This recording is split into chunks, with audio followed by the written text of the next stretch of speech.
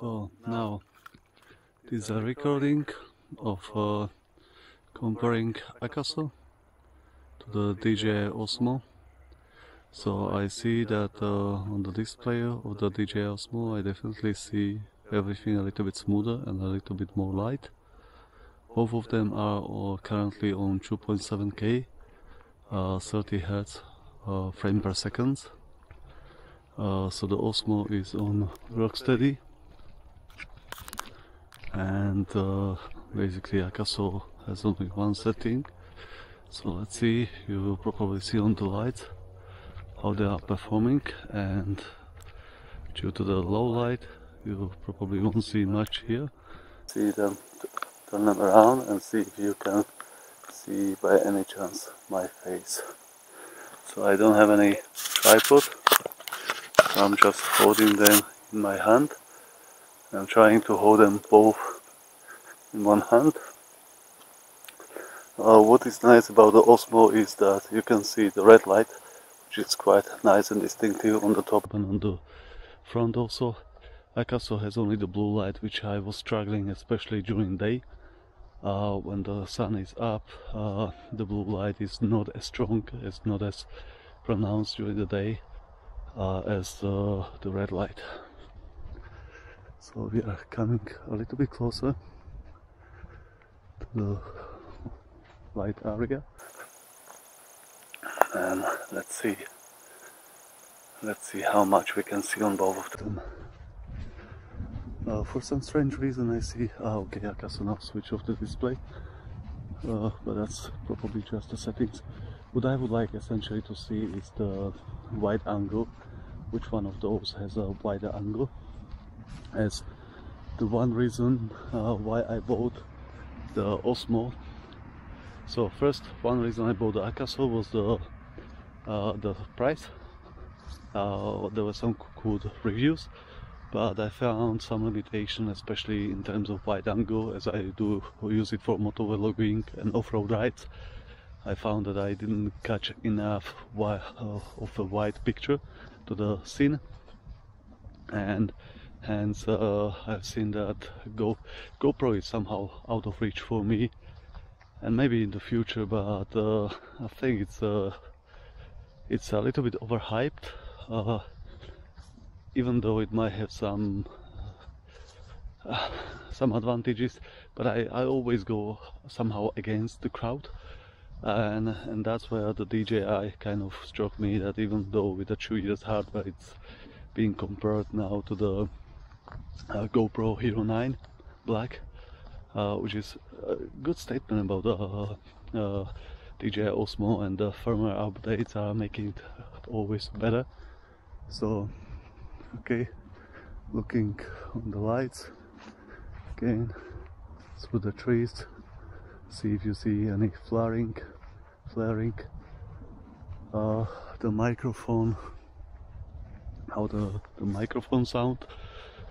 So basically now let's test the Akaso Brave 6 Plus, yeah, they didn't mention that, and DJI OSMO Action, and this is 2.7K 30 Hz. Okay, thank you. Switching on the Akaso, yeah, so pressing button,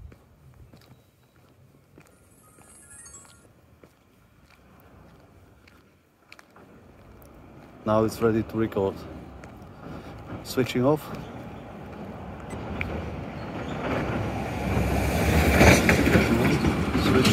switching off,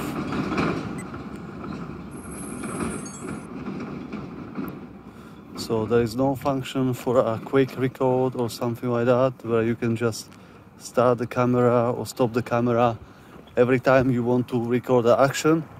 You have to switch it on, wait for it to start, get the SD card message, and then you can actually start recording, which is really quite complex. If you imagine that you are riding a motorbike, you have thick gloves or any other sport, and what you really want to do is press one button and let the camera start, rather than having to switch it on, wait for it, and then start recording. So let's compare how the DJI OSMO is doing here. So this is my comparison.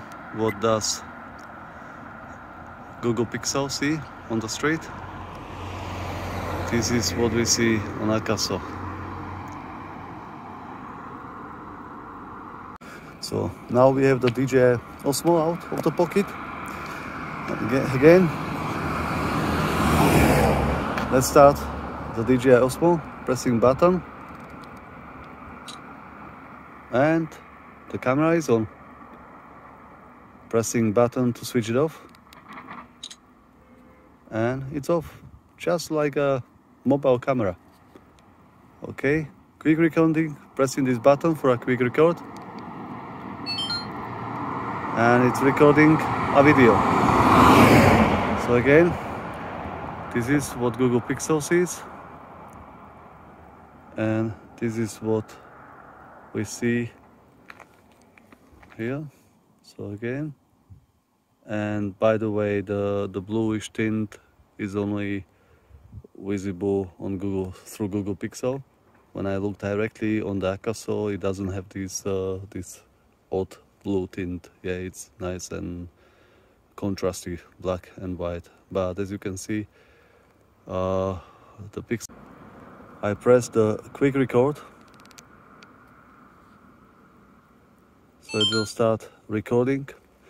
You do the activity you want to catch, for example, water crossing on the motorbike, or I don't know, some difficult part or some curvy road that you spot. Yeah, you press the button, you know straight away that you are recording the action you want to record. You finish the section you wanted to record, you press the button, you press the button, and the camera automatically will calm down and go to power saving mode. So again, compared to the Akaso, you don't have to switch it on and then once you finish it, switch it off, which I see quite problematic, especially with a motorbiking gloves. With the motorbiking gloves, this button is pressable. However, on the Akaso, I have to press the button in the front, which is hard to access because it's offset inside. Then you don't have proper sound information that you started recording. So basically I'm using, fortunately I've got the remote on my steering wheel, but I always have to take a picture first, because the picture snapping will make a little bit more audible noise. And then once I know that I heard the picture snapping, then I have to start the video recording. But by that time, you might already completely missed the best action, because and you cannot do that easily while riding a motorbike, right? You need a single button action to start, single button action to stop. It's also power saving, because all the time while you are messing around doing the picture, starting it up, starting it down and so on, is consuming power.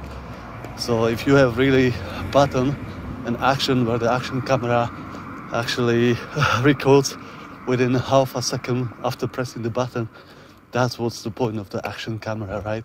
To catch the action when it's happening, no past the action. So good. So we'll see how the videos will do inside, and definitely I'm looking forward to see how they see on a big screen rather than just on the small screen here. And I will be interested in the stabilization and in video quality. Okay, see you later, guys.